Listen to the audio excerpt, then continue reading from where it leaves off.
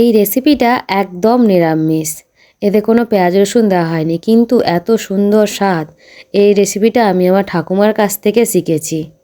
জন্য 250 গ্রাম মটর আমি সারা রাত জলে ভিজিয়ে রেখেছিলাম, আর এখন সেটা কুকারে 2টো সিটি মেরে নেব, আর একটু হলুদ আর জল দিয়ে। নমস্কার বন্ধুরা, মাধবের রান্নার রেসিপি ইউটিউব চ্যানেলে সবাইকে অনেক অনেক স্বাগত। এখন 2টো সিটি হয়ে গেছে, আমি সরিয়ে রেখে দিচ্ছি। আর কড়াইতে একটু সর্ষের তেল দিয়ে ওতে আমি আলু কেটে রেখেছি ছোট ছোট করে, ওই আলুগুলো একটু ভেজে নেব। আর আলুর উপরে একটুখানি হলুদ ছড়িয়ে দেবো, দিলে আলুর কালারটা খুব সুন্দর আসবে। এখন আমি লবণ দেব না, কারণ লবণ দিলে কালো হয়ে যাবে তলায়। ভিডিওটি যদি আপনার ভালো লাগে অবশ্যই একটা লাইক করবেন ও সাবস্ক্রাইব করে পাশে থাকবেন। এখন আলুটাকে আমি নাড়াচাড়া করে ভালো করে ঢাকা দিয়ে দেব, যাতে আলুটা ভাজাও হয়ে যায় আবার সেদ্ধও হয়ে যায় ভেতর থেকে। এইভাবে আমি 3-4 বার ঢাকা দিয়ে ভালো করে নাড়াচাড়া করে আলুটাকে ভেজে নিয়েছি।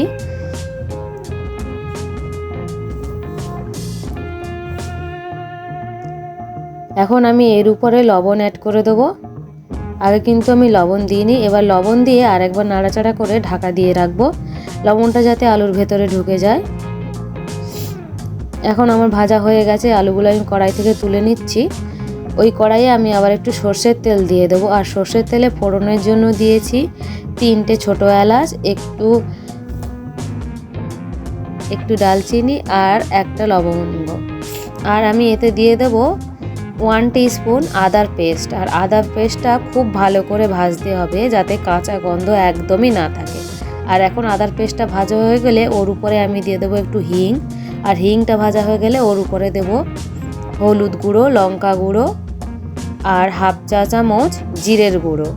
এইগুলো দিয়েই একটু জল দিয়ে দেব, যাতে গুঁড়ো মশলাগুলো পুড়ে না যায়। এখন ভালো করে নাড়াচাড়া করে ভালো করে জলটা ফুটিয়ে নেব। দেখুন আমার জলটা ফুটে গেছে, মশলাও দারুণভাবে ভাজা হয়ে গেছে। এখন আমি টমেটোর পেস্ট দিয়ে দেবো। এখানে আমি 2টো টমেটো পেস্ট করে রেখেছিলাম। টমেটোর পেস্ট দিয়ে টমেটোর কাঁচা ভাবটা কেটে যাওয়ার মতো করে নাড়াচাড়া করব। আর টমেটোর কাঁচা ভাব কেটে গেলেই এর উপরে আমি দিয়ে দেবো ভেজে রাখা আলুগুলো। এখন আমি ভালো করে নাড়াচাড়া করছি, আর এখন আমি দেখিয়ে দিচ্ছি মটরটা আমি কতটুকু সেদ্ধ করেছি। পুরো কিন্তু গলে যায়নি, এইভাবেই মটরটা সেদ্ধ করতে হবে। এর উপরে আমি দিয়ে দেবো মটর সেদ্ধগুলো, আর এখন আমি ভালো করে নাড়াচাড়া করব। আর আগে আমি মটর সেদ্ধ করার সময় লবণ দেইনি, তাই এখন আমি মটরের উপরে লবণ দিয়ে দিচ্ছি। আবারও ভালো করে নাড়াচাড়া করে এটাকে ঢেকে রাখবো। আর ঢাকনা খুলে ওর উপরে আমি দিয়ে দেবো 2 টেবিল স্পুন আমি টক দই ফেটিয়ে রেখেছিলাম, ওই টক দইটা। এটা কিন্তু দিতেই হবে, এর আসল উপকরণ হচ্ছে এটাই। এটা না দিলে স্বাদ ভালো আসবে না। দেখুন এবার একে ভালো করে নাড়াচাড়াই করতে হবে জলটা শুকিয়ে আসা পর্যন্ত।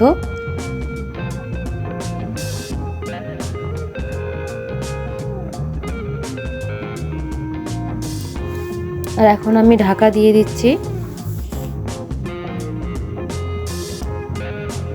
মিডিয়াম আঁচে একে ভালো করে নাড়াচাড়া করতে হবে, জলটা শুকিয়ে আসার জন্য অপেক্ষা করতে হবে।